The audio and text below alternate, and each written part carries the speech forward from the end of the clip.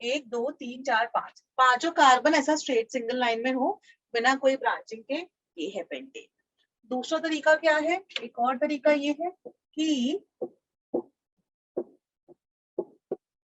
हमने ऐसे करके बना दिया, ये भी C5H12 ही है। देखो 1 2 3 4 5 5 ही कार्बन है और 12 हाइड्रोजन ही बनेंगे, 2 methyl butane C5H12।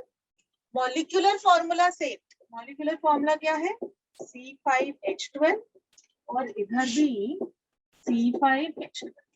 Molecular formula same but space में ओरिएंटेशन डिफरेंट। इसी का एक और बना देती हूँ।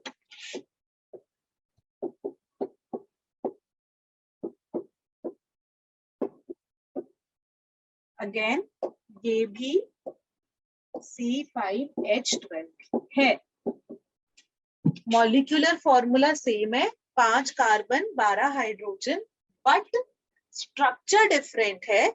इसको कहते हैं आइसोमेरिज्म। ठीक है, कोऑर्डिनेट कंपाउंड्स के अंदर हमको आइसोमेरिज्म पढ़नी है। एक और एग्जांपल कोऑर्डिनेशन कंपाउंड्स के अंदर आइसोमेरिज्म का दिखा रही बच्चों। ये तो मैं नॉर्मल कंपाउंड्स है, not coordinate compounds. Coordinate compounds के लिए करना है ना हमको, तो मैं पहले एक बार आइसोमेरिज्म क्लियर कर रही हूँ। यहाँ पर तो स्ट्रक्चरल फॉर्मूला की बात करी हमने। अब अगर मैं ये वाला कंपाउंड बनाऊं, C double bond C CH3 CH3 OH OH और इसी का आइसोमर बना दूं C double bond C CH3 CH3 OH है ना। तो इन दोनों का भी देखो मॉलिक्यूलर फॉर्मूला सेम है, स्ट्रक्चर डिफरेंट है, तो हम इनको भी कहते हैं आइसोमर्स। ये दोनों भी क्या है, आइसोमर्स। जो ये वाला एग्जांपल जो मैंने ऊपर वाला लिखा था ना, तो ये तीनों जो थे ये थे स्ट्रक्चरल आइसोमर्स, और ये वाले जो इन दोनों है ये है स्टीरियो आइसोमर्स। आई होप आपको अभी आइसोमर समझ में आए हो। आइसोमर्स कुछ नहीं है, वो वाले ऑर्गेनिक कंपाउंड्स जिनके अंदर मॉलिक्यूलर फॉर्मूला सेम है, मतलब 5 कार्बन 12 हाइड्रोजन यही रहेगा, बट स्ट्रक्चर डिफरेंट है। स्ट्रक्चर डिफरेंट होने की वजह से ना उनकी प्रॉपर्टीज डिफरेंट आ जाती है। ऐसे ही ये वाले हैं, इसको ए नाम दे दो। ए और बी, इन दोनों को ज्योमेट्रिकल आइसोमर्स कहते हैं, क्योंकि इनका मॉलिक्यूलर फॉर्मूला तो सेम है कि 4 कार्बन और 3 3 6 2 8। इसका फॉर्मूला क्या हो जाएगा C4H8O2, है ना। 1 2 3 4 H8O2। तो इधर भी C4H8O2 है, ठीक है ना। 1 2 3 4 6 8 C4H8O2 है, पर उसकी स्पेस में ओरिएंटेशन डिफरेंट है, तो इनको हम कहते हैं आइसोमर्स। तो ये तो जो मैंने आइसोमर्स के एग्जांपल दिए, ये तो ना सिंपल अपने ऑर्गेनिक कंपाउंड्स के एग्जांपल दिए आइसोमर्स के। हमको आइसोमेरिज्म पढ़नी। हाँ बोलो।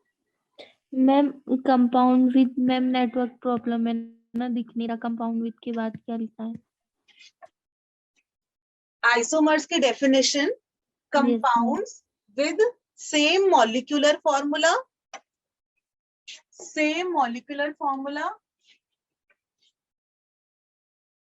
एंड या ऐसा मैं बता देती हूँ, बट कर दो इसको, but different structural formula, but different structural formula.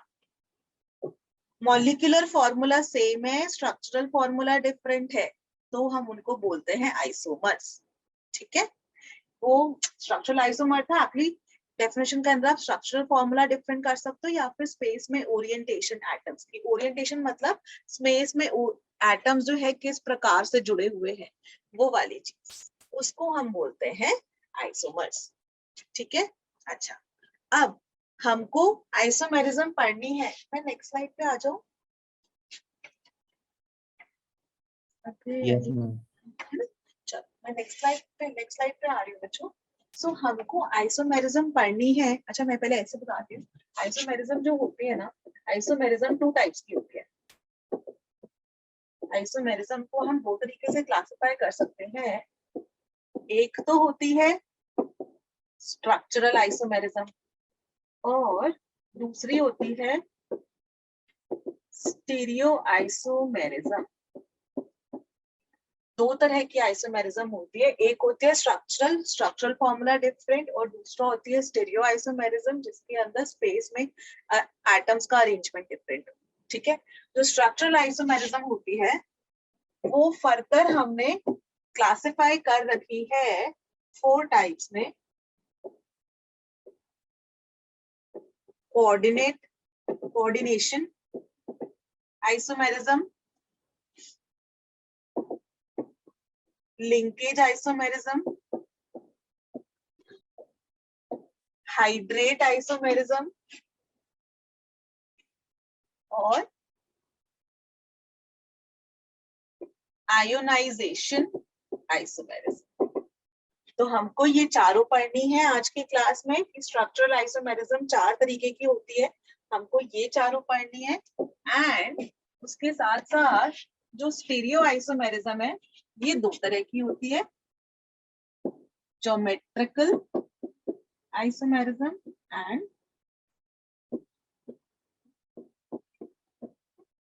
Optical isomerism. ठीक है, सो ये हमने सारे के सारे पढ़ने हैं आज की क्लास में। ऑलराइट, लिंकेज से पहले क्या लिखा? Coordination isomerism C double bond sorry COO, double bond नहीं double O sorry, coordination isomerism, linkage, hydrate और आयोनाइजेशन आइसोमेरिज्म, ये चारों होती है स्ट्रक्चरल। कोऑर्डिनेशन, लिंकेज, हाइड्रेट और आयोनाइजेशन आइसोमेरिज्म। और स्टीरियो आइसोमेरिज्म 2 तरीके की होती है, ज्योमेट्रिकल और आयोनाइज ऑप्टिकल आइसोमेरिज्म।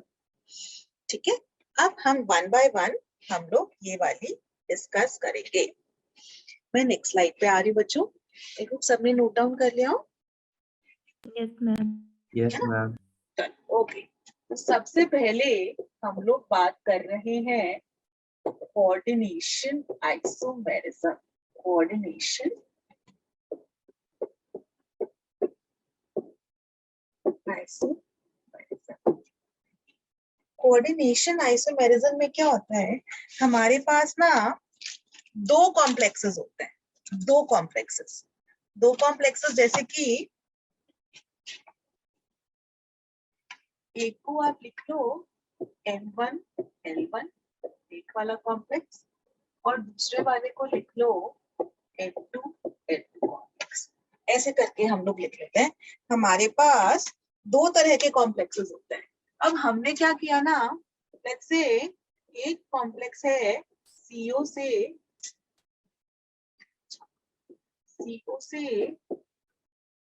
NHC के 6 जुड़े हुए हैं, ठीक है, और Cr से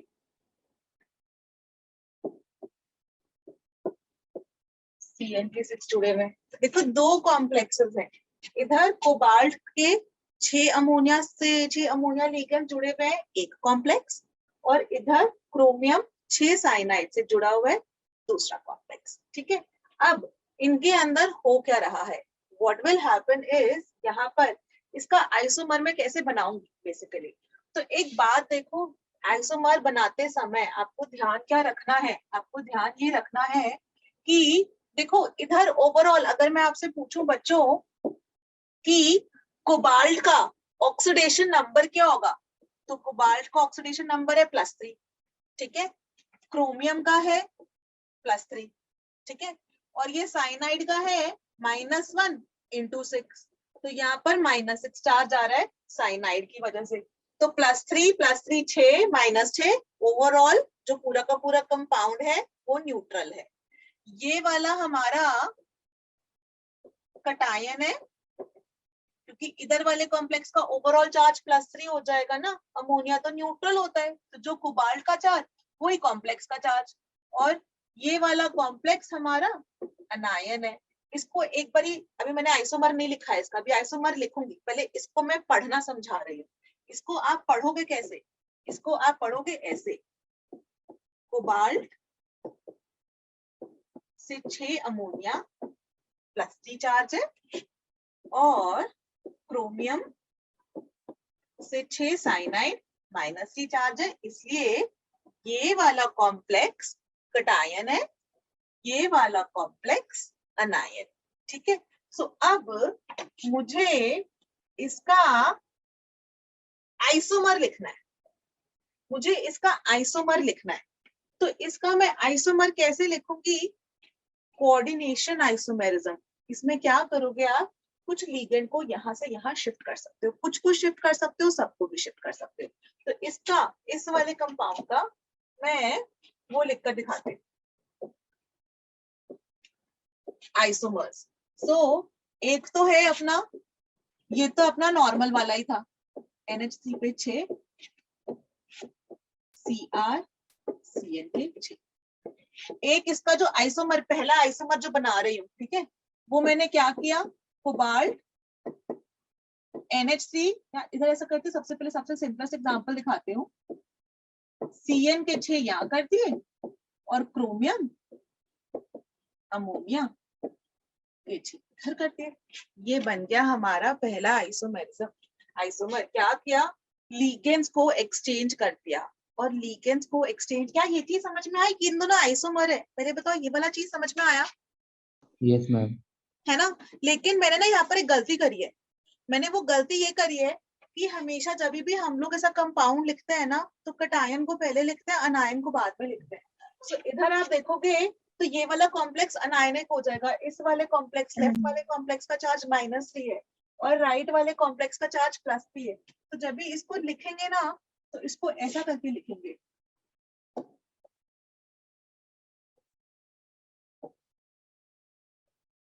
मतलब लिखने का तरीका, ठीक है, लिखने का तरीका, ठीक है। खैर इसके मैं बाकी आइसोमर्स भी लिख देती हूँ। एक आइसोमर सिंपली मैं ऐसे बना सकती हूँ, इसको ऐसे ही लिखा, NH3 5, ठीक है, 6 थे, उसमें से एक यहाँ पर शिफ्ट कर रही हूँ, तो Cn यहाँ ले आई, एक कॉम्प्लेक्स, और दूसरा हो गया Cr, एक अमोनिया वहां गया और Cn के 5, ठीक है। अभी मेरा कटायन यही है और अनायन यही है, तो अभी बिल्कुल करेक्ट है। ऑलराइट, ऐसे Yes, एक और ma'am. एग्जांपल कर रही हूँ, एक और हम लोग कर सकते हैं, कोबाल्ट NH3 पे 4 Cn2 क्रोमियम NH3 का स्क्वायर Cn के 4। जब भी आप इसके कोऑर्डिनेट आइसोमर्स लिखोगे, तो आप इस प्रकार लिखोगे कि जो नंबर ऑफ लिगेंड्स, जो कोऑर्डिनेशन नंबर है बेसिकली, कोऑर्डिनेशन नंबर सेम रहना चाहिए, नंबर ऑफ लिगेंड्स सेम रहे, ना बदले, ठीक है। एक और एग्जांपल लिख रही हूँ, अब मुझे बताना, अब जो मैं एग्जांपल लिख रही हूँ ये करेक्ट है कि रॉन्ग है, ओके। अब मैंने क्या किया, अमोनिया के 3, Cn के 3, क्रोमियम, इधर अमोनिया के 3 और साइनाइड। एक बार मुझे बताओ ये वाला कॉम्प्लेक्स पॉसिबल है कि नहीं, क्या ये कोऑर्डिनेट, एक तो सबसे पहले बात, कोऑर्डिनेशन आइसोमेरिज्म का मतलब क्या है, एक बार शुरू से डिस्कस कर रही हूँ, और इस पर मुझे क्वेश्चन मार्क है, आपको मुझे बताना है कि क्या ये वाला कंपाउंड एग्जिस्ट करेगा कि नहीं करेगा, ठीक है। कोऑर्डिनेट आइसोमेरिज्म, कोऑर्डिनेशन आइसोमेरिज्म, उसका मतलब क्या है, दो कॉम्प्लेक्सेस होने चाहिए कंपाउंड के अंदर, कटायन वाला कॉम्प्लेक्स भी होने चाहिए, अनायन वाला कॉम्प्लेक्स भी होने चाहिए। आप क्या करोगे इसके अंदर, लिगेंड्स को आप एक्सचेंज कर सकते हो। लिगेंड्स को एक्सचेंज कैसे करोगे, एक उठा के यहाँ ले गए, यहाँ से यहाँ ले आए, दो उठा के यहाँ ले आए, दो उठा के यहाँ ले आए, 6 के 6 भी एक्सचेंज कर सकते हो, मैंने 6 के 6 वाला एग्जाम्पल दिखाया था, ठीक है। ध्यान आपको ये रखना है, लिगेंड्स को एक्सचेंज करते समय ध्यान आपको ये रखना है कि जो सेंट्रल मेटल एटम है, सेंट्रल मेटल एटम या सेंट्रल मेटल आयन जो है, उसका ऑक्सीडेशन नंबर सेम रहेगा। यहाँ पर कोबाल्ट पे +3 चार्ज है, क्रोमियम पे +3 चार्ज है, तो कोबाल्ट और क्रोमियम की जो प्राइमरी वैलेंसी होती है वो सेम रहनी चाहिए, उसका ऑक्सीडेशन नंबर सेम रहना चाहिए, ऑक्सीडेशन नंबर चेंज नहीं होना चाहिए, पहली बात। ठीक है, आपका ऑक्सीडेशन नंबर सेम रहना चाहिए। ठीक है, कटायनिक कॉम्प्लेक्स को पहले लिखो, अनायनिक कॉम्प्लेक्स को बाद में लिखो। Got it? आपको उसका वो जो मतलब जो इसमें समझाने वाली चीज से मुद्दा समझ में आया कि चल क्या रहा है, इसके अंदर कहानी क्या है? ठीक है ना? Yes ma'am. चल गुड। अभी यहाँ पर देखो, तो ये मेरा मेन कंपाउंड था, कोबाल्ट से 6 अमोनिया जुड़े हुए और क्रोमियम से 6 साइनाइड जुड़े हुए, ये मेरा कंपाउंड था। अब हमने क्या किया इसके अंदर, सबसे पहले तो 6 साइनाइड इधर ले आई और 6 अमोनिया उधर ले गई, तो वो वाला कॉम्प्लेक्स बना था, लेकिन मैंने इसको, क्योंकि क्रोमियम है ना यहाँ पे, ये कॉम्प्लेक्स मेरा +3 बन रहा है और कोबाल्ट का +3 होता है, साइनाइड का -6, 3 में से 6 गए, -3, तो ओवरऑल तो इसलिए मैंने ऐसे करके लिख दिया। पहला ये जो सेकंड नंबर पे जो मैंने कंपाउंड लिखा, ये समझ में आया सबको? यस, है ना? ओके। थर्ड वाला इसी से मैंने समझा रखा है, 6 अमोनिया थे ना, 5 रखे, एक साइनाइड ले आए, तो इधर अगर एक साइनाइड ले आए तो यहाँ से एक अमोनिया उधर भेजना पड़ेगा, तो एक अमोनिया भेजा और 5 सी कंपाउंड एग्जैक्टली सेम है, मॉलिक्यूलर फॉर्मूला सेम है, स्ट्रक्चरल फॉर्मूला डिफरेंट है। कोबाल्ट के अभी भी इधर कोऑर्डिनेशन नंबर 6 है, क्रोमियम का भी कोऑर्डिनेशन नंबर 6 है, कोबाल्ट का +3 और इसका साइनाइड का -1, तो कटायनिक है, +2 चार्ज आएगा इस पर, क्रोमियम का +3, इसका -5, तो -2, कटायन अनायन बिल्कुल सही, करेक्ट। थर्ड नंबर वाला सही है? Yes ma'am. सही है, ठीक यस है। मैम। वैसे मैंने फिफ्थ के भी क्वेश्चन मार्क मारा, तो पक्का से वही गलत होगा, है ना? थर्ड फोर्थ तो सही होना है। चलो, कोबाल्ट 4 अमोनिया करे उधर, 2 अमोनिया उधर भेज दिए, 2 अगर इधर में, तो 2 साइनाइड इधर लाने पड़ेंगे, तो 2 साइनाइड आ गए इधर, और उधर 2 अमोनिया भेजे थे और 4 साइनाइड, तो यहाँ पर भी कोबाल्ट का +3, CN का -1 × 2 -2, तो +3 और -2 बना +1, तो कटायन, और फिर ये वाला अनायन होगा ही। ठीक है, इसका +3 और -4, तो -1 बनता है, ये भी बिल्कुल करेक्ट। नेक्स्ट, अभी ये वाला बताओ, फिफ्थ वाला, कोबाल्ट का +3, साइनाइड का -3, +3 और -3, इसका तो 0 हो गया, और इसका भी +3 और -3, इसका भी 0 आ रहा है। अगर चार्ज 0 होगा तो वो मिलकर क्यों खड़े होंगे, वो एक साथ जुड़ेंगे ही नहीं ना, तो दिस इज रॉन्ग, करेक्ट? ये रॉन्ग होगा, क्यों? +3 -3, वो कॉम्प्लेक्स आपस में इन दोनों मिलकर थोड़ी खड़े होंगे, फिर दो कॉम्प्लेक्सेस है, दोनों अगर न्यूट्रल है तो कंपाउंड एग्जिस्ट ही नहीं कर सकता है, राइट? समझ में आया बच्चों? Yes ma'am. ठीक है, ऐसे ही इसका नेक्स्ट कॉम्प्लेक्स, 3 नंबर का बनाते कॉम्प्लेक्स, ओके? सो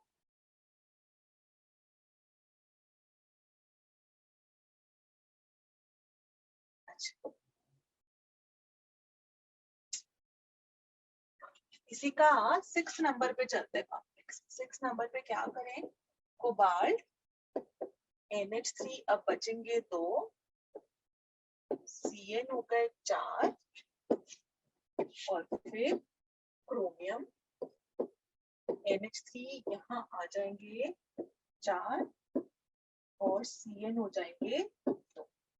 ये बिल्कुल करेक्ट है, बस ये है कि यहाँ पर मैंने गलती ये कर रखी कि अनायनिक पार्ट पहले लिखा है, कटायन बाद में लिखा है, सो दिस इज रॉन्ग। हमको इसको पहले लिखना होता और इसको बाद में लिखना होता, बट ये वाला एग्जिस्ट कर सकता है, क्योंकि इस पर ओवरऑल चार्ज होगा -1, इस पर कितना होगा, 3 - 2 गया, 2 + 1, है ना? Yes ma'am. ऐसे ही 7th हो गया, कोबाल्ट अमोनिया 1, साइनाइड के 5, क्रोमियम अमोनिया के 5, साइनाइड का 1, है? हाँ, सो इधर वाले के अंदर भी यहाँ पर -2 है और यहाँ पर +2, तो इसको इधर लिखना चाहिए था, इसको इधर लिखना चाहिए था, बस ये मेरी मिस्टेक है, और पर ये वाला कॉम्प्लेक्स एग्जिस्ट कर सकता है। 8वें नंबर वाला जो हुआ,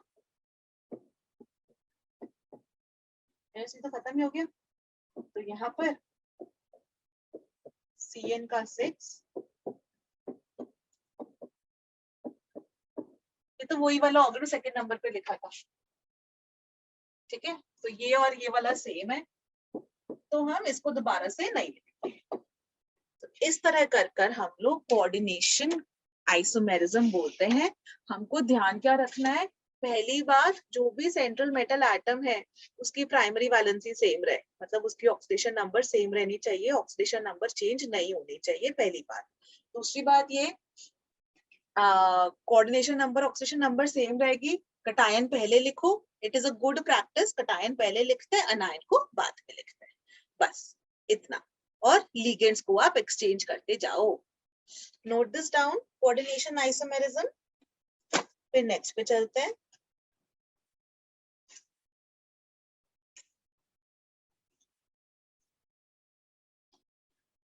नेक्स्ट, अब मैं नेक्स्ट वाली आइसोमेरिज्म में सब में नोट डाउन कर लिया हूं। Yes ma'am. नेक्स्ट पे चल रही हूँ। Yes, ma'am. Next is number 2। Number 2 पे है हाइड्रेट, या फिर इसको आप सॉल्वेट आइसोमेरिज्म भी कहते हैं। हाइड्रेट आइसोमेरिज्म या फिर सॉल्वेट आइसोमेरिज्म। इसमें क्या होता है, एक ही कॉम्प्लेक्स होता है अपना, ओके, एक ही कॉम्प्लेक्स है। जैसे Cr H2O के 6 और H3, ठीक है। सो इसके अंदर क्या हुआ, जो 6 वाटर मॉलिक्यूल्स है, 6 के 6 वाटर मॉलिक्यूल्स अंदर है, और जो काउंटर आयंस है जो कॉम्प्लेक्स के बाहर होती है वो काउंटर आयंस कहलाती है। तो इनके पास जो है ना 3 क्लोराइड आयंस है, ठीक है। इसका आइसोमर कैसे होगा कि आप क्या करोगे, एक क्लोरीन को अंदर ले जाओ और एक वाटर को बाहर ले आओ, मतलब इसका हम लोग आइसोमर लिख सकते हैं क्रोमियम, या बाहर सामने की तरफ लिख देते हैं, क्रोमियम H2O का 5, और अंदर फिर कोऑर्डिनेशन नंबर तो हमको सेम ही मेंटेन करना है ना, तो Cl अंदर आ गया, Cl2 2 क्लोरीन बचे बाहर, डॉट H2O। और इसका एक और आइसोमर जो बन सकता है Cr H2O 4 Cl2 Cl dot 2H2। इसका एक और आइसोमर बन सकता है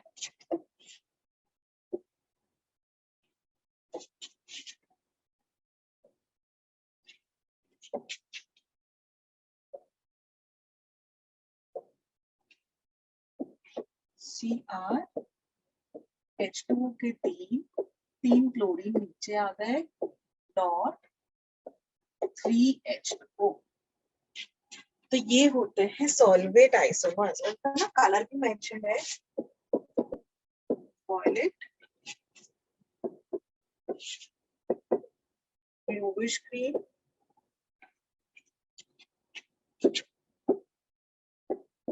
डार्क ग्रीन, उसका ठीक है। सो इसके अंदर ऐसे करके बोलते हैं कि वो different number of water molecules, जो सॉल्वेंट है ना H2O, वो अंदर चेंज हो रहा है। यहाँ पे 6 के 6 अंदर थे, 3 क्लोराइड बाहर थे। आपको कोऑर्डिनेशन नंबर 6 मेंटेन करना जरूरी है, ठीक है। तो इधर से अगर आप एक क्लोरीन अंदर ले आए तो एक वाटर बाहर निकल जाएगा, तो 5 वाटर और एक क्लोरीन अंदर बचा, और 2 क्लोरीन और एक वाटर बाहर। ऐसे ही फिर से क्लोरीन अंदर लेकर आए तो H2O के 4 और 2 क्लोरीन आए, तो कोऑर्डिनेशन नंबर 6 होना चाहिए, सेकेंडरी वैलेंसी 6 की 6 ही रहनी चाहिए, एक क्लोरीन बाहर और 2 वाटर, और ऐसे ही। इसको बोलते हैं सॉल्वेट आइसोमेरिज्म, ठीक है। इसके अंदर क्या है, जो पानी है ना H2O, वो यहाँ लिख देते, जो पानी है ना वो लिगेंड का भी काम करता है, और उसके साथ साथ वाटर ऑफ क्रिस्टलाइजेशन का भी काम करता है। H2O वाटर का भी काम कर रहा है, और उसका वाटर ऑफ क्रिस्टलाइजेशन का भी काम कर रहा है।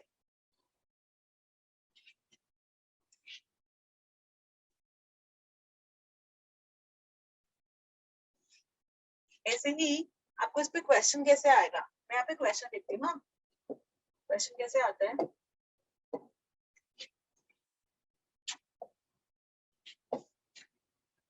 सो क्वेश्चन इज, आपसे पूछेंगे CO NHC के 4, वाटर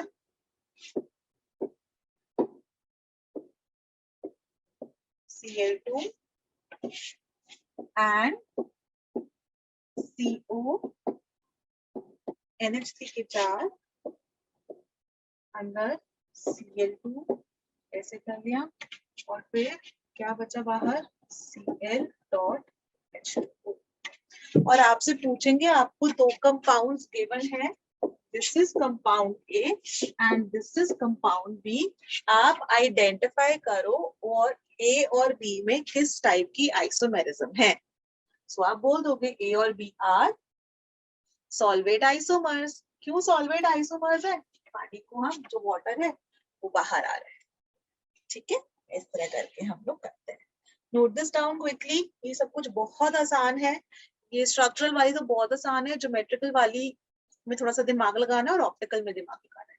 ये तो एकदम आसान है, एकदम इजी आपको समझ में आ रही होगी, यस मैम। है ना। आगे बढ़ रहे फिर हम लोग। हाइड्रेट आइसोमेरिज्म हो गया। हाइड्रेट के बाद नेक्स्ट नंबर 3 पे, नंबर 3 पे है लिंकेज आइसोमेरिज्म। लिंकेज आइसोमेरिज्म ना हम लोग तब यूज करते हैं जब हमारे ना एम्बिडेंटेट लिगेंड्स होते हैं। एम्बिडेंटेट लिगेंड्स मतलब, जैसे मैं आपको यहाँ पर इसका एग्जांपल लिख के दिखाती हूँ। याद है एम्बिडेंटेट लिगेंड्स, पहले मुझे बताओ कौन मुझे बताएगा, कितनी पढ़ाई घर पर कर रहे हो। एम्बिडेंटेट लिगेंड्स क्या होते हैं, एम्बिडेंटेट लिगेंड्स, एम्बिडेंटेट लिगेंड्स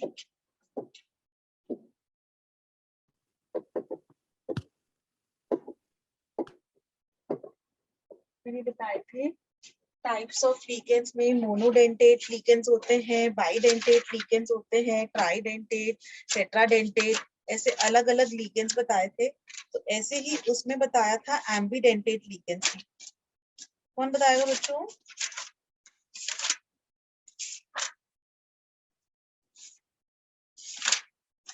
एम्बिडेंटेट लिगेंड्स वो वाले लिगेंड्स होते हैं जिसमें दो डोनर साइट्स प्रेजेंट होते हैं, दो डोनर साइट्स, जैसे कि SCN-1, इसको बोलते हैं थायोसाइनेट। इसके अंदर जो डोनर साइट है वो है सल्फर, कि वो सल्फर की तरफ से बॉन्ड फॉर्म कर रहे हैं। और दूसरा है ये वाला NCS-1, तो अभी डोनर साइड है ये वाला नाइट्रोजन, की वो नाइट्रोजन के लोन पेयर से डोनेट कर रहे हैं।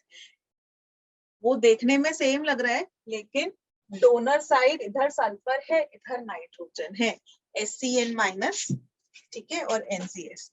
या फिर दूसरा एग्जांपल इज NO2-, तो यहाँ पर नाइट्रोजन डोनर साइट है और जब हम बोलते थे ONO तो इधर वाले के अंदर ऑक्सीजन डोनर साइट है, ठीक है। तो वो देखने में सेम सेम है लेकिन डोनर साइट चेंज हो गई, एक पर ही सल्फर थी, एक पर ही नाइट्रोजन है। इन दोनों एम्बिडेंटेट लिगेंड्स।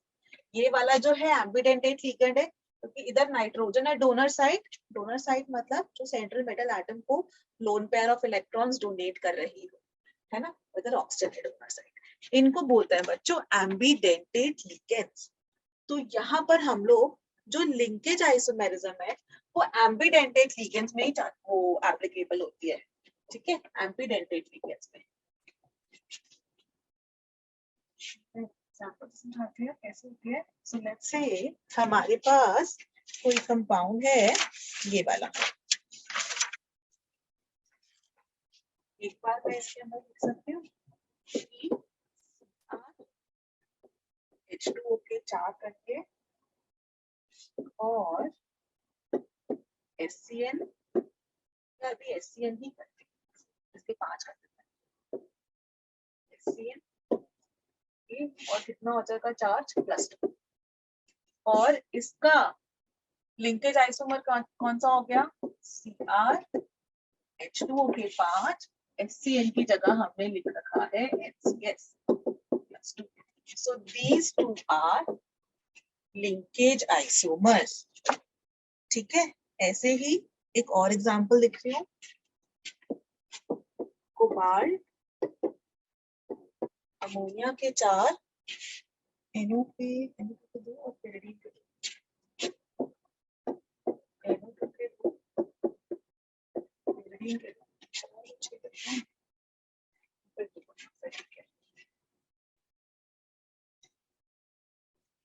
ये and CO NHC के तो 2 ही रहे, NO2 का हो गया ONO और pyridine के तो 2 ही है. So these two are linkage isomer.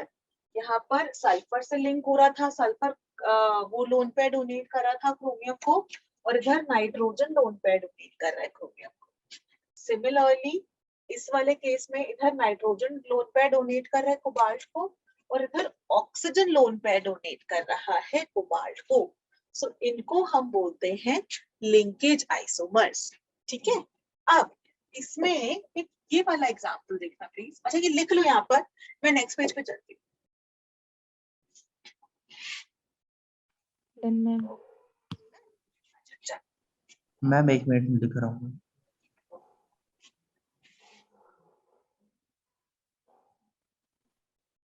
ठीक है, ऐसा करते हैं, इसको साइनाइड की जगह ना एक सिंगल सा लिख देते हैं.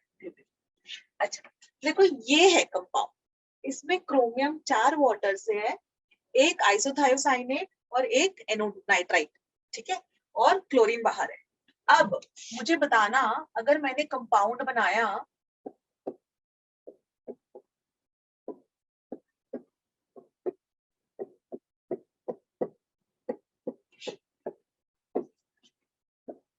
ये वाला, इसको ए नाम दे देते हैं, ऐसा करते हैं, इसको ए नाम दे देते हैं, इसको बी नाम दे देते हैं, सी नंबर पे लिख देते हैं CR H2O के 4 NCS ONO, दोनों को चेंज कर दिया, Cl, और बी वाले पे लिख रही हूँ CR H2O के 3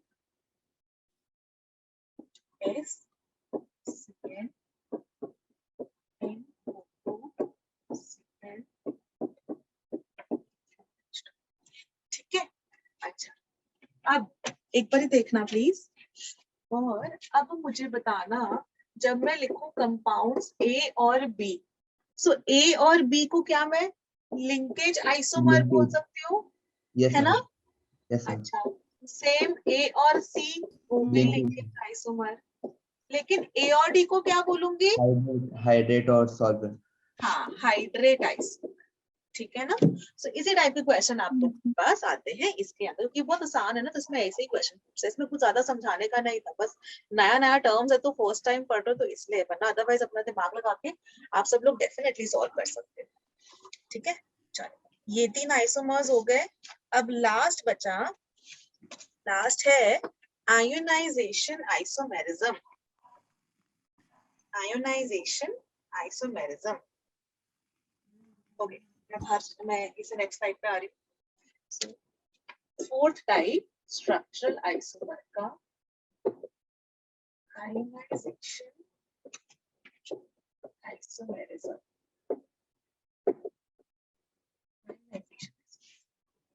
सो एक तरफ है कोबाल्ट NHC के 5, इसको रखकर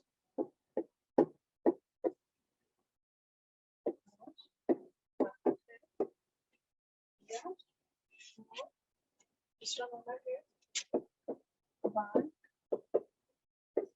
NHC के 5 Br SO4. ठीक है, अच्छा इन दोनों को बोलते हैं आयनाइजेशन आइसोमेरिज्म. देखो सॉल्वेट वाले में क्या था, पानी को अंदर बाहर कर रहे थे, वो चीज अलग है. यहाँ पर हम लोग पानी को ना कर किसी और लिगेंड को बाहर कर रहे हैं. जैसे एक मैंने ये लिखा है, तो देखो 5 अमोनिया 5 अमोनिया, एक कोबाल्ट, ये चीज तो सेम है. इधर एक सल्फेट अंदर है और ब्रोमीन बाहर है, इधर ब्रोमीन अंदर है और सल्फेट बाहर है। इसका क्या मतलब है कि जब हम इसको आयनाइज कराते हैं, आयनाइज कराना मतलब होता है कि इसको पानी में हम लोग डिसॉल्व कर रहे हैं, पानी में घोल रहे हैं, तो होगा क्या, ये बनाएगा कोबाल्ट K5 सल्फेट, और चार्ज कितना हो गया इस पे +1, और Br-, इन दोनों आयंस बनाएगा, और ये वाला जो है कोबाल्ट अमोनिया K5 Br+2 और SO4 2-, ये वाला ये आयंस बनाएगा। तो पानी में डिसॉल्व करने पर ना इन लोग अलग अलग आयंस बना रहे हैं, तो इसलिए हमने बोला इसको आयनाइजेशन आइसोमेरिज्म, पहली बात है। और दूसरी चीज जो इसके अंदर इम्पोर्टेंट है ना, तो इस पे क्वेश्चन ऐसे पूछता है, टेल यू द क्वेश्चन का टाइप, क्योंकि ये तो आप लोग जज कर लोगे, फंसने वाली जगह बता दी। हाँ, ओके, सो वो लोग क्या बोलेंगे, वो लोग बोलेंगे कि जो कंपाउंड है ना, बेसिकली कंपाउंड तो ये है, उसको आपने पानी में डिसॉल्व किया, तो बोलेंगे उसका एक्वस सॉल्यूशन ले लिया, और फिर आपने उसको जो है ना इधर ट्रीट किया AgNO3 से। जब भी आपने कंपाउंड को सिल्वर नाइट्रेट से ट्रीट किया AgNO3 से, तो आपको AgAbr के साथ ज्वाइन कर AgBr का प्रेसिपिटेट देता है ना। पीपीटी को ऐसे भी लिखते हैं और ऐसे भी लिखते हैं, प्रेसिपिटेट ऐसे भी लिखते हैं, या फिर डाउनवर्ड एरो भी लिखते हैं, जो कि पेल येलो कलर का होता है। सो अगर आपको उन्होंने वो कंपाउंड दे दिया, ठीक है, अभी आपको ये नहीं पता कि अंदर ब्रोमीन है कि अंदर सल्फेट है, तो अगर वो बोले कि AgNO3 सिल्वर नाइट्रेट के साथ ट्रीट करने पर आपको पेल येलो कलर का प्रेसिपिटेट मिला, तो इसका मतलब ब्रोमीन बाहर हो, क्योंकि सिल्वर ब्रोमीन के साथ रिएक्ट करके जो है ना AgBr बनाता है। आई होप आपको ये वाली चीज याद हो कि AgCl का जो प्रेसिपिटेट होता है वो व्हाइट कलर का होता है, AgBr का पेल येलो कलर का, और AgI का डार्क येलो कलर का प्रेसिपिटेट होता है।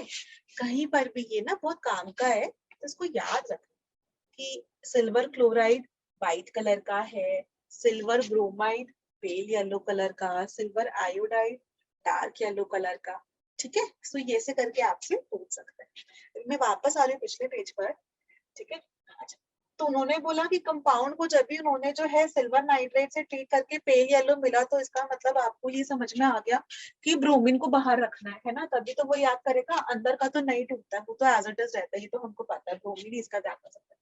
और इस केस में जो कंपाउंड था उन्होंने क्या किया, बेरियम क्लोराइड से ट्रीट कराया। सो बेरियम क्लोराइड जो है ना इस सल्फेट के साथ मिलकर BaSO4 का प्रेसिपिटेट बनाता है। मैंने पहले पीपीटी ऐसे लिखा था, ऐसे डाउनवर्ड एरो लिख दिया कि दोनों चीजें आपको पता चलता है कि ये प्रेसिपिटेट करता है। और ये वाला ना व्हाइट कलर का होता है, व्हाइट कलर का।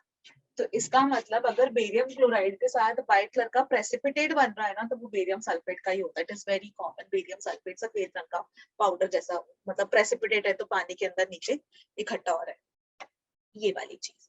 तो ऐसे करके इसके ऊपर क्वेश्चन आ जाता है कि कंपाउंड है, आपको बताना है कौन सा काउंटर आयन होगा कि जब भी उसको सिल्वर नाइट्रेट के साथ ट्रीट किया, वहां पर सिल्वर नाइट्रेट के साथ ट्रीट करते तो नो प्रेसिपिटेट, हाँ इधर ही ट्रीट करेंगे सिल्वर नाइट्रेट के साथ, तभी वो व्हाइट कलर का प्रेसिपिटेट, सॉरी पेल येलो कलर का प्रेसिपिटेट बनेगा। और बेरियम क्लोराइड से इसको ट्रीट करना तो कुछ नहीं होता, बेरियम क्लोराइड की जगह बेरियम ब्रोमाइड, कोई फर्क ही नहीं पड़ता उसको। लेकिन बेरियम सल्फेट जब भी बनता है ना, तो फिर उसका वो व्हाइट कलर का प्रेसिपिटेट होता है। लिख लो प्लीज।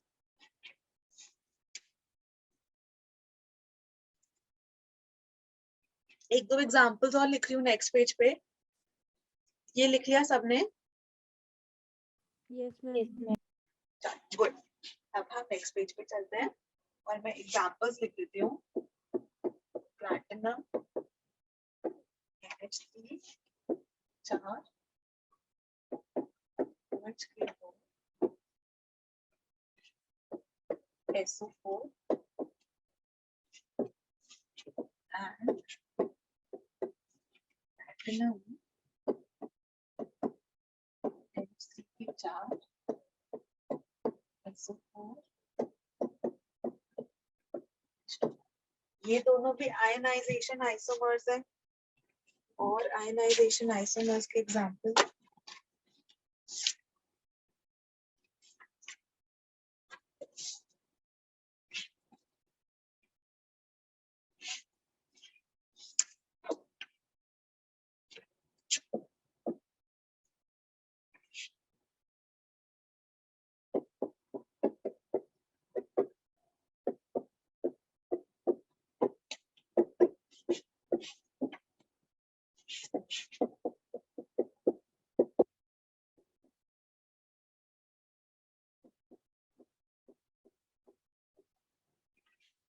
सो ये दोनों आयनाइजेशन आइसोमर्स हैं, ठीक है। सो यहाँ पर बच्चों हमारे चारों types of structural isomers complete हो गए। ओके, अब हम शुरू करते हैं geometrical isomers. Now we are going to start geometrical isomers. अब वहां से ना थोड़ा मतलब अच्छा समझने वाली टॉपिक शुरू होता है। ये तो बहुत ही सिंपल सिंपल थी ना, तो ये तो आप लोग को आता ही है। आगे बढ़ूं, मैम ज्योमेट्रिकल नोट कर आइसोमर्स, रहे हैं। ठीक है। चलो अब मैम नोट कर रहे हैं। सॉरी सॉरी सॉरी ना, लैपटॉप की वॉल्यूम धीरे बच्चों, मुझे ना सुनाई नहीं देता पूरा का पूरा। वैसे भी एसी चल रहा है, सब कुछ चल रहा है, तो सॉरी, तुम ये मत सोचना मैंने तुमको इग्नोर किया था।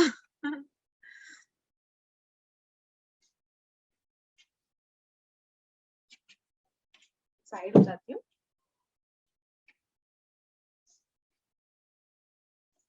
मैम ये लास्ट में पीटी NH3 4 हाँ, platinum, PT is platinum, 4 ammonia, 2 bromine, 2 chlorine.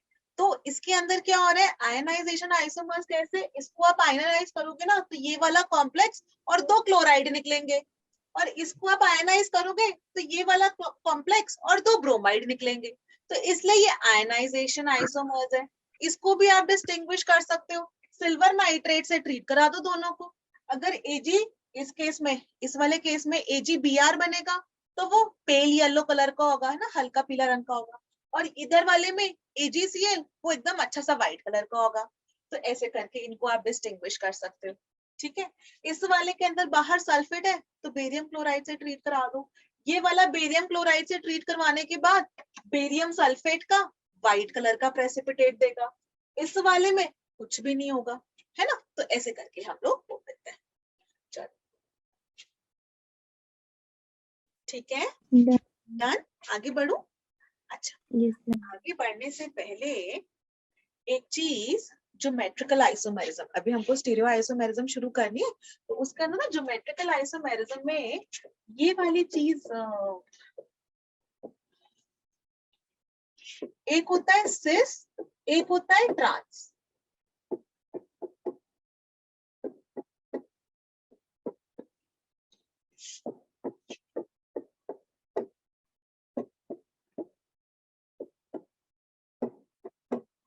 जब दोनों के दोनों सेम ग्रुप्स, इधर दोनों मिथाइल है, मिथाइल सेम है और क्लोरीन क्लोरीन सेम है ना। तो सिमिलर ग्रुप्स सेम साइड हो तो बोलते हैं इस वाले को सिस, और जब भी सिमिलर ग्रुप्स ऑपोजिट साइड हो तो इस वाले को बोलते हैं ट्रांस, ठीक है। और ऐसे ही अगर मैंने आपको बच्चों ये दे दिया बाय चांस,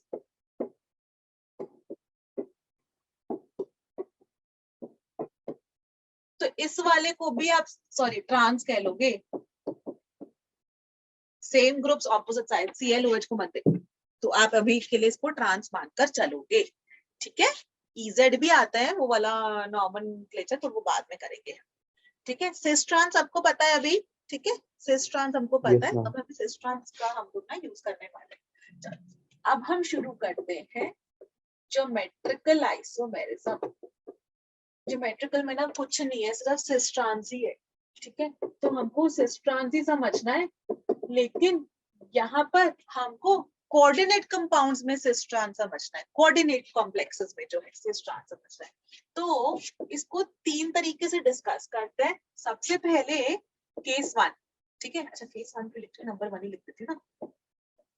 जब मेरा coordination number is 4। Coordination number 4 का मतलब होता है कि जो सेंट्रल मेटल एटम है वो 4 लीगेंड से जुड़ा हुआ है। करेक्ट, ये वाली चीज हमको पता है। कोऑर्डिनेशन नंबर 4 मतलब 4 लीगेंड। अच्छा, अगर कोऑर्डिनेशन नंबर 4 है ना, तो हमने उसमें देखा था वैलेंस बॉन्ड थ्योरी में, या वैसे भी आपको केमिकल बॉन्डिंग जो एनसीईआरटी जो आपका 11th का 4th चैप्टर है उसके अकॉर्डिंग भी कोऑर्डिनेशन नंबर 4 के अंदर आपके पास एक हो सकता है टेट्राहेड्रल कॉम्प्लेक्स और दूसरा हो सकता है स्क्वायर प्लेनर, है ना। मतलब कोऑर्डिनेशन नंबर 4 मतलब ML4 कर है। मेटल एटम जो है 4 लीगेंड से जुड़ा हुआ है। तो एक बना सकता है वो टेट्राहेड्रल और दूसरा बना सकता है स्क्वायर प्लेनर। ठीक है, नीचे का टेढ़ा हो रहा है ना, कोई बात।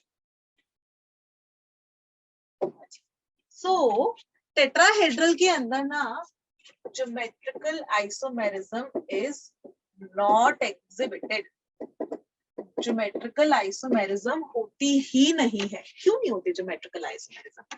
ठीक है, स्क्वायर प्लेनर पे मैं 2 मिनट बाद में आती हूँ, पहले ये वाला खत्म कर लेता है। ये तो बहुत ही आसान है, एग्जिबिट ही नहीं हुई तो मतलब पढ़ना ही नहीं है ना, काम ही खत्म है ना। देखो टेट्राहेड्रल का क्या मतलब होता है, मतलब ये मेरा मेटल एटम है और 4 लीगेंड जुड़े हुए हैं, 1 2 3 4। ये 4 लीगेंड्स जुड़े हुए हैं और इन चारों जो है उनके बीच में जो बॉन्ड है वो 109.5 डिग्री है। यही वाला बॉन्ड है ना। इसको ऐसे करके हम बनाते थे। Just give me 1 second.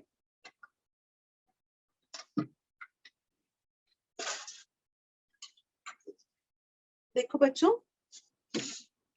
ये मेरा हाथ, मेरी जो मुट्ठी है उसको मानना आपकी वो ये है मेटल है और इसको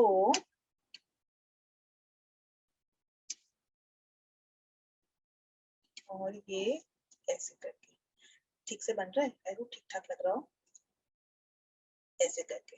ठीक है, वो 4 पैर वाली कुर्सी नहीं होती, मतलब 4 पैर नहीं, ऐसे 3 नीचे बने हुए होते हैं और एक ऊपर। ठीक है, मेरे चेहरे के आगे सफेद सफेद नजर आ रहा है, ऐसे करके।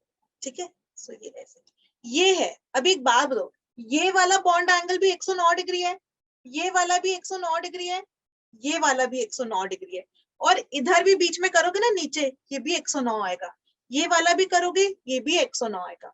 तो सारे के सारे बॉन्ड एंगल तो सेम है सबके बीच का, इसका इसके बीच का, इसका इसके बीच का, इससे, क्योंकि ये 2 डायमेंशनल बना है ना, 3 डायमेंशनल में तो ऐसे होता है टेट्राहेड्रल, है ना, ऐसा करके, है ना, नीचे ट्राइंगल जैसा सा, ऐसा ऊपर जैसा, है ना, 109 डिग्री, 109.5 डिग्री। अब इसमें देखो बच्चों, यहाँ पर ज्योमेट्रिकल आइसोमेरिज्म एग्जिबिट ही नहीं हो सकती। क्यों नहीं हो सकती ज्योमेट्रिकल आइसोमेरिज्म एग्जिबिट? भाई अगर आप ऐसा करो ना, अब भी देखो सारे के सारे लीगेंड सेम ही है ना, कोई फर्क ही नहीं पड़ रहा, ज्योमेट्रिकल आइसोमेरिज्म एग्जिबिट होगी ही नहीं। ठीक है, चारों के चारों सेम है। आप इसको उठा के यहाँ रख दो और इसको उठा के यहाँ रख दो, तब भी उनके बीच में बॉन्ड एंगल तो सेम ही रहेगा ना, आइडेंटिकल ही रहेगा। अगर सपोज आपका होता Ma3b, Ma3b मतलब M मेरा मेटल एटम है, उससे B इधर, A A A, ठीक है, टेट्राहेड्रल बनाया, 109.5 डिग्री है। थोड़ा सा इमेजिन करके देखना, समझो ध्यान से। ठीक है, जैसे ये जो मोटा वाला पेन है ना बोर्ड का, इसको मैंने बना लिया अपना बी, और ये वाले हैं मेरे, ऐसे रखना होगा ना, और ये ऐसे। ठीक है, ये मैंने बना लिया टेट्राहेड्रल। अब एक बात बताओ, अभी सबके बीच का एंगल 109.5 डिग्री है। ठीक है, इमेजिन करने की कोशिश करना, सबके बीच का एंगल 109.5 डिग्री है। अब अगर मेरे को इसका आइसोमर बनाना है, आइसोमर कैसे बनाएंगे? स्पेस में ओरिएंटेशन चेंज कर दो, एटम्स को आपस में बदल दो। तो मैंने क्या किया, इस वाले से जो है ना इसको बदल दिया, ऐसे करके बना दिया। कोई फर्क पड़ा क्या? अभी भी तो बॉन्ड एंगल 109.5 डिग्री है ना सबका। मतलब मैं इसका ये बनाऊं या फिर इसका ये बना दूं, ए इधर, बी ए, कोई फर्क ही नहीं पड़ रहा ना, अभी भी तो सबके बीच का बॉन्ड एंगल तो 109.5 डिग्री है ना, तो कंपाउंड्स तो सेम ही है ना, आइडेंटिकली है ना। तो इसका मतलब आप ऐसे ही A3B की जगह आप A3B की जगह आप MA2B2 ये भी कर सकते हो। MAB3 तो गलत है क्योंकि फिर तो A3B वाला ही हो गया है ना। तो आप कुछ भी कर देख लो, हर तरीके से टेट्राहेड्रल में तो ना वो फर्क ही नहीं पड़ता है, ठीक है। मतलब कंपाउंड हमारा एग्जैक्टली सेम रहता है जब भी टेट्राहेड्रल कॉम्प्लेक्स sp3 हाइब्रिडाइजेशन वाला, तो तब हम बोलते हैं कि उसमें geometrical isomerism is not exhibited. Tetrahedral वाले के अंदर ज्योमेट्रिकल आइसोमर्स होते ही नहीं है। अब समझो, मैं स्क्वायर प्लेनर पे चलूं, डिस्टिंग्विश करके समझ में आएगा, है ना। मैं स्क्वायर प्लेनर पे चल रही हूँ, I hope this is clear. अगर नहीं हो तो फिर लेट मी नो, फिर मैं दोबारा से रिपीट कर दूँ। टेट्राहेड्रल में तो GI नहीं होती है, ठीक है। कोऑर्डिनेशन नंबर 4 में टेट्राहेड्रल तो खत्म। अभी दूसरा वाला, दूसरा इज स्क्वायर प्लेनर। अभी स्क्वायर प्लेनर कैसे होता है देखो, फिर से ML4 ही है, तो इसमें क्या होता है, इसका शेप अगर आप लोग को याद हो ज्योमेट्री, तो वो ऐसे करके होती थी।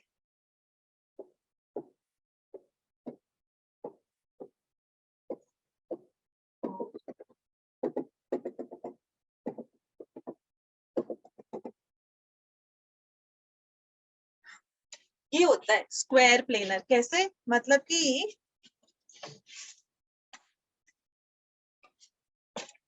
ये मेरे हाथ में किताब है, एक सेकेंड, ये मेरे हाथ में किताब है, ठीक है।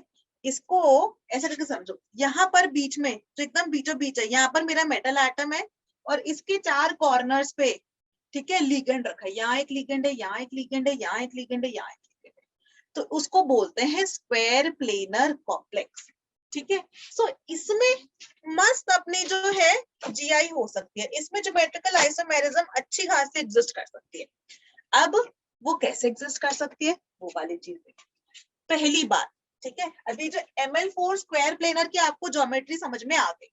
अगर चारों आइडेंटिकल होंगे तब तो नहीं हो सकती, देखो GI, क्यों, क्योंकि चारों आइडेंटिकल है। आप किसको सिस बोलोगे, किसको ट्रांस बोलोगे, है ना। सो हम क्या करते हैं, इसके लिए ऐसे करके लिखते हैं, सबसे पहला वाला चीज, ठीक है। सबसे पहला वाला केस करते हैं, सबसे पहला वाला केस इज, जो ऐसे लिखते हैं MA2B2।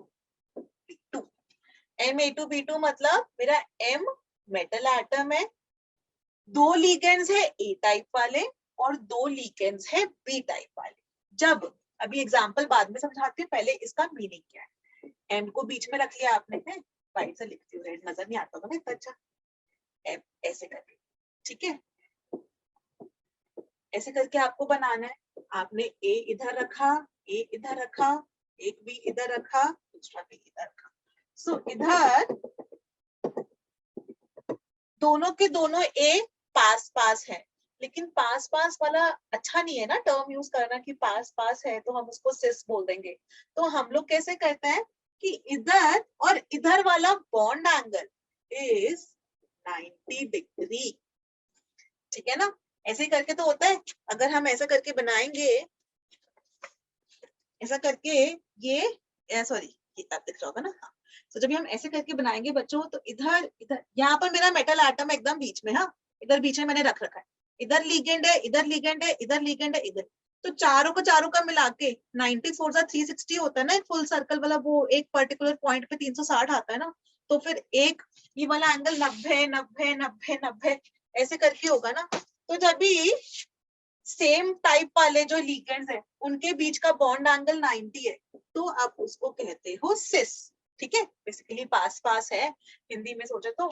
और जब आपने ए ए बी बी दूर दूर कर दिया, और दूर दूर वाला टर्म अच्छा नहीं है, तो हम लोग बोलते हैं कि बॉन्ड एंगल 180 डिग्री हो गया, तो आप कहते हो ट्रांस। तो आप बोलते हो ट्रांस, ठीक है। अभी मैं एग्जाम्पल लिखती हूँ, ओके। एग्जाम्पल के लिए थोड़ा सा इन दोनों को ही ऊपर शिफ्ट कर देते हैं।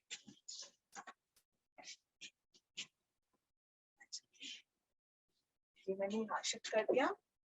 एग्जाम्पल है प्लैटिनम NaC का होल ट्वाइस का। अच्छा, जो प्लैटिनम और पलेडियम है, अच्छा सबसे पहले आप इसको देखोगे कैसे, वहां से शुरू करते हैं। इधर कोऑर्डिनेशन नंबर कितना है, 4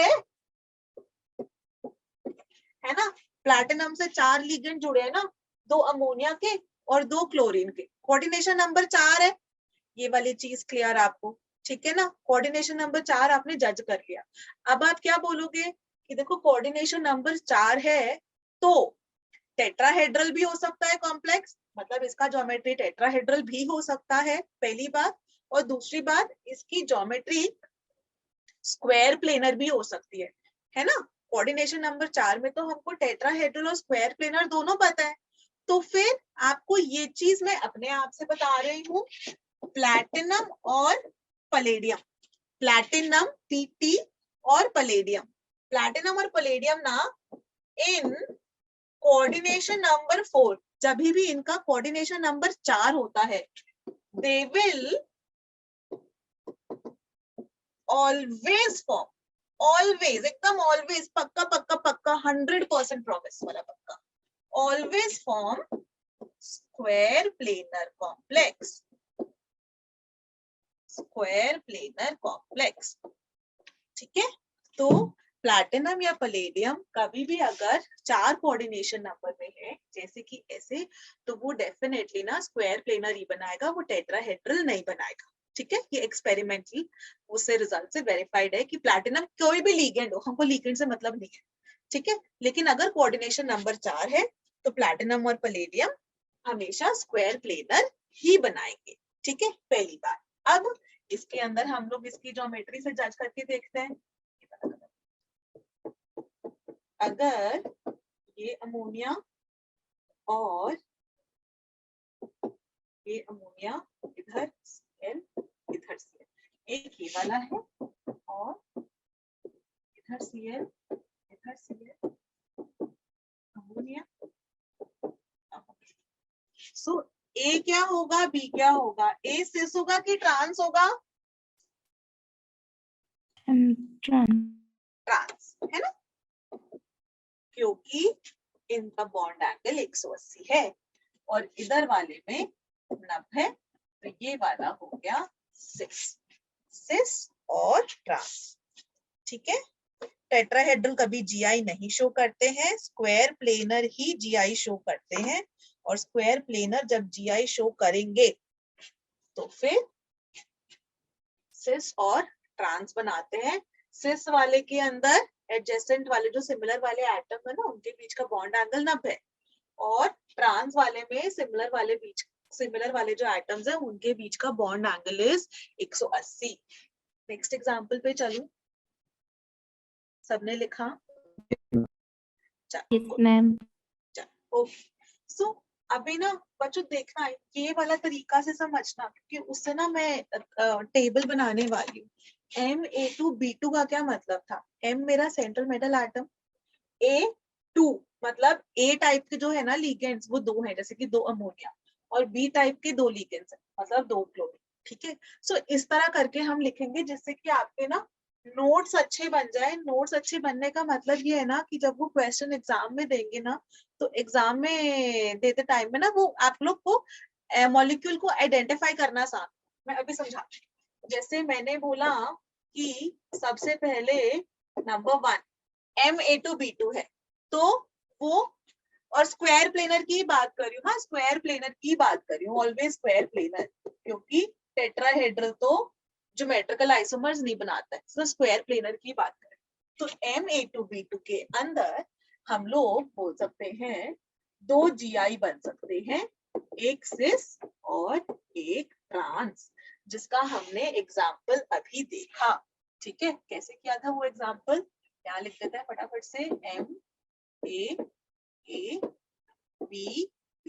90 डिग्री है तो सिस, और MAABB 180 डिग्री है तो ट्रांस। अच्छा, अब Ma2B2 तो हो गया। अगर बाय चांस आपको दे रखा है Ma2BC, Ma2BC, तो इसके अंदर भी 2 GI पॉसिबल है, एक सिस एक ट्रांस। कैसे? M इधर भी है, इधर भी A B C, और ये वाले के अंदर इधर A और इधर B C। तो लेफ्ट वाला है सिस, राइट वाला है ट्रांस। टाइप 1, टाइप 2 और टाइप 3। टाइप 3 के अंदर MABCD और MAB the whole twice.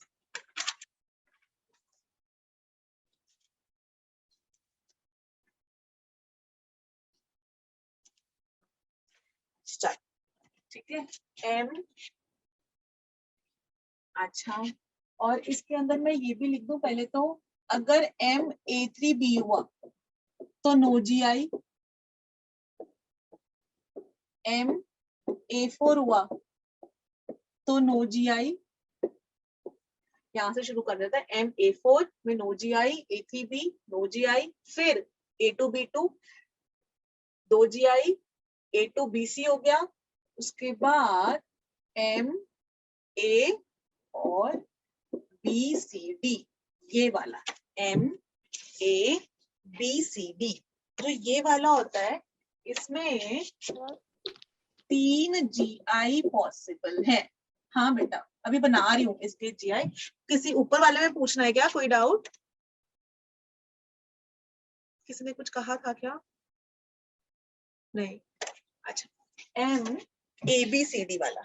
So MABCD वाला बताती हूँ बच्चों। MABCD वाले में क्या करो ना, इसमें 3 GI पॉसिबल है, 2 सिस होते हैं, एक ट्रांस होता है।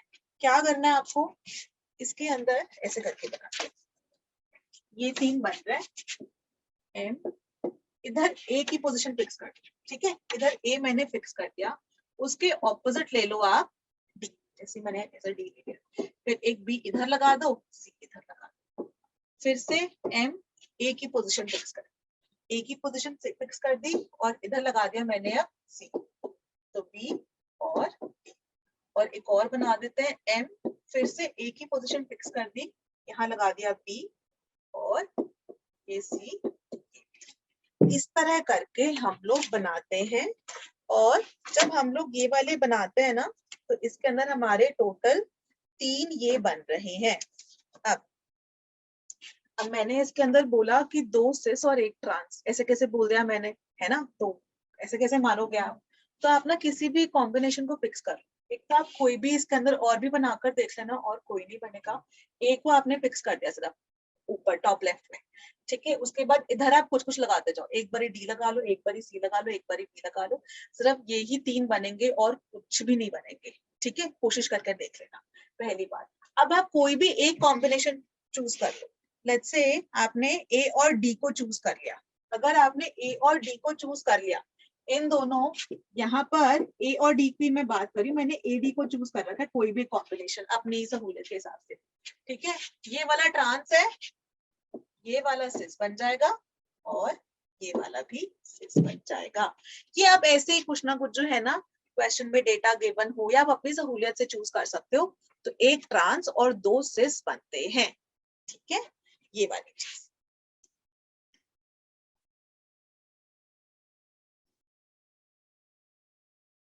ठीक है। और इसके अंदर एक और बचा है बच्चों, यहाँ तक कोई डाउट तो नहीं है? सो एवरीवन, मैं इसके अंदर एक कॉम्बिनेशन बचा है, 5वां हो गया, छठा और लिखना है मुझे, फिर मैं पूरा का पूरा वापस रिपीट कर देती हूँ, ठीक है। छठा वाला बहुत आसान है, आपको समझ में आ जाएगा डायरेक्टली। 6th वाला इज मैं MA। नोट कर रही हूँ। अभी बताती बच्चा, अभी दिखा रही हूँ, ठीक है। मैं एक्चुअली उससे समझाना भी चाह रही हूँ। मेरा 6th वाला जो कॉम्बिनेशन हो सकता है, अगेन सिर्फ स्क्वायर प्लेनर की ही बात कर रही हूँ, सिर्फ स्क्वायर प्लेनर की। फिर से देखो, MAB2 है, मैंने बोला कि पक्का पक्का है तो स्क्वायर प्लेनर ही, ठीक है, पक्का से स्क्वायर प्लेनर ही है, ठीक है। अब इसके अंदर ये AB करके लिखा है ना, AB करके लिखा है मतलब बाइडेंटेट लिगेंड होगा। AB जो है बाइडेंटेट लिगेंड है, मतलब दो डोनर साइड्स है, दो डोनर साइड्स। तो एम ए बी एम, एक तो ऐसे करके बना सकते हो और दूसरा बना सकते हो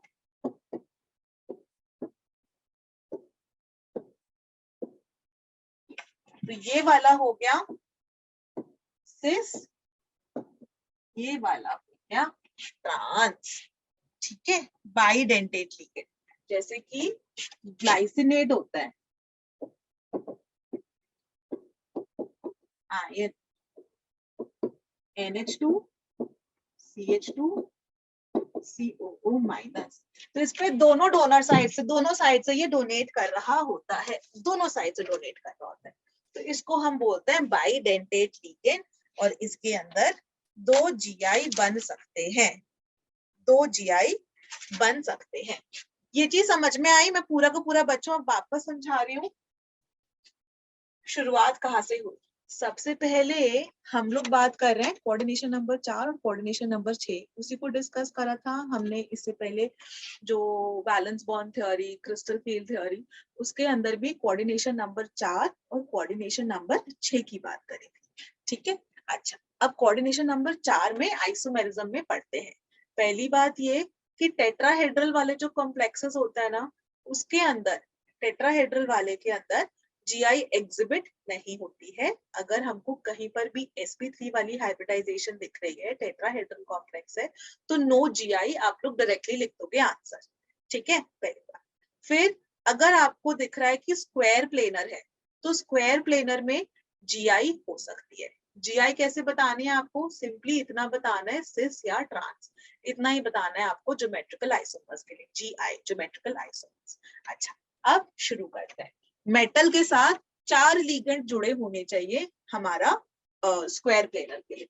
अगर सबसे पहले ना ये वाला ऑर्डर लिखना बच्चों, नंबर 1 ये वाला लिखना, हाँ नंबर 1 ये वाला लिखो। ठीक है, मेटल के साथ जो है चारों के चारों लिगेंड सेम है। अगर चारों के चारों लिगेंड सेम है तो इसका मतलब हो गया नो GI, क्योंकि चारों लिगेंड सेम है ना, तो फिर कोई ज्योमेट्रिकल आइसोमेरिज्म होगी नहीं, सिस ट्रांस आप कह ही नहीं सकते हो, नो GI। अगर 3 सेम है, एक डिफरेंट है, तभी भी तो नो GI होगी। जैसे अगर MA4 है तो M के साथ A A A A, अगर आप किसी को चेंज भी करो, लेट्स से मैंने इन दोनों को चेंज कर भी दूं, तब भी तो यही बनेगा, तो नो GI है ना। अगर मेरा होता MA3B, तो M के साथ 3A, मतलब मेटल के साथ 3 लिगेंड सेम, एक लिगेंड डिफरेंट। ऐसे ही MA3B, अभी इसके अंदर किसी को चेंज करे, किसी को भी चेंज कर, लेट्स से इस B और इस A को चेंज कर दिया, कर दो चेंज, तो यहाँ पर A, यहाँ पर B, अभी भी आप सिस ट्रांस नहीं कह सकते हो। देखो इसको क्या बोलोगे, इसके दोनों तरफ A है, इसके भी दोनों तरफ A है, तो MA4 या MA3B, दोनों को अंदर GI एग्जिबिट नहीं होती है, no GI।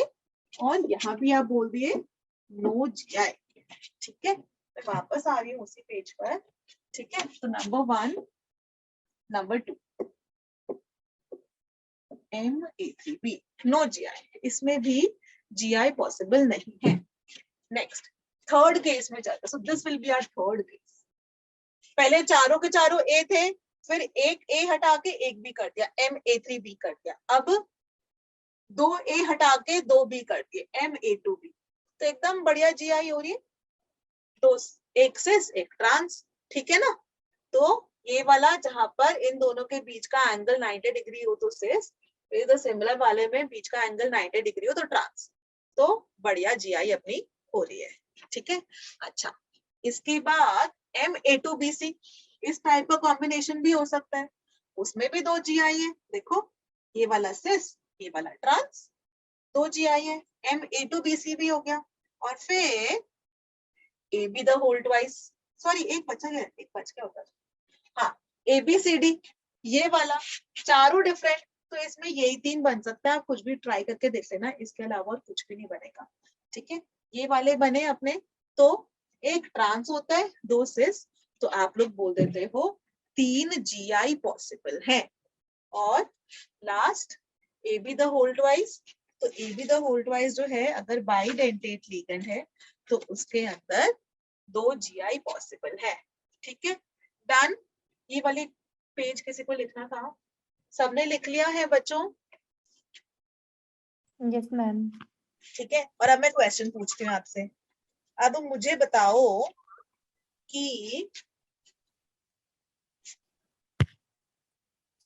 Question number 1, first question is वो वाली स्लाइड दिखा। platinum NH3 the whole twice Cl NO2, एक कॉम्प्लेक्स ये है, हाँ यही कॉम्प्लेक्स है। अब बताओ इसमें GI एग्जिबिट होगी कि नहीं होगी, और होगी तो कितने GI होंगे?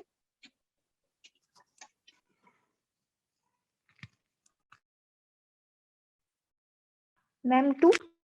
2, यस। ये किस टाइप का है? MA2BC है ना? ठीक क्या? MA2BC, और MA2BC कहाँ गया? ये वाला MA2BC 2 GI। ठीक है, मैं तुमको टेबल बना दूं क्या? एक ही जना ने आंसर दिया, MA4 और GI। ठीक है, सो 0, MA3B 0 GI, MA2B2 2 GI, MA2BC 2 GI, MABCD 3 GI, MAB the whole twice 2 GI। ये टेबल तुम्हारे काम। ठीक है, जो अभी हमने लिखा था ना ऐसा लंबा लंबा करके, उसको मैंने ऐसे ही लिख दिया। अगर हमने कंपाउंड आपको दिया platinum, chlorine, Br, ammonia, pyridine, बताओ बच्चों इसमें कितने GI पॉसिबल होंगे? 3। इसमें 3। Very good. तो ये समझ में आ गया ना सबको? GI कितना आसान था, है ना? GI इन टेट्राहेड्रल नहीं होता है, स्क्वायर प्लेनर में ही होता है, और ना जनरली प्लैटिनम के ही क्वेश्चंस देते हैं। ठीक है, क्योंकि प्लैटिनम और पैलेडियम का फिक्स है कि वो स्क्वायर प्लेनर ही बनाएंगे 4 के अंदर, वो कभी भी टेट्राहेड्रल नहीं बनाएंगे, तो वो भी आपके लिए बहुत ही बढ़िया है। Got it? क्लियर? अच्छा, आज जो है बच्चों हम लोग क्लास यही ओवर करते हैं, क्योंकि इसके बाद जो है ना, जो हम GI पढ़ रहे हैं ना, GI हमने टेट्राहेड्रल में कवर कर लिया, स्क्वायर प्लेनर में कवर कर लिया। Now we have to study GI in octahedral, coordination number 6, उसमें फिर टाइम लगेगा, वो नेक्स्ट क्लास में कवर करते हैं। एंड उसके बाद ऑप्टिकल आइसोमेरिज्म पढ़ेंगे। ठीक है, चलो।